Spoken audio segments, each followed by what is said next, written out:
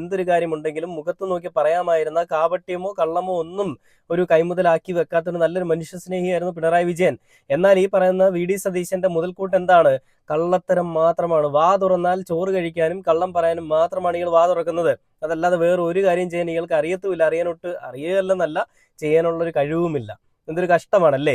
ഇതിൽ ദീപ്തി മേരി വർഗീസ് വീണ്ടും നല്ല രീതിയിൽ മെഴുകുന്നുണ്ട്.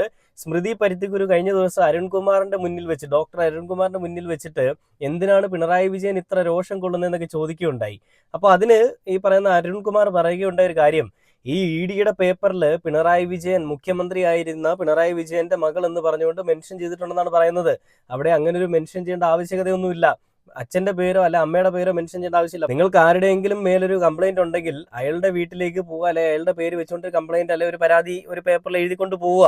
എന്നാൽ അവിടെ പിണറായി വിജയന്റെ പേര് കൂടി ചേർക്കണമെന്നുള്ളത് ആരുടെ താല്പര്യം പ്രകാരമാണെന്നും അതിൽ പിണറായി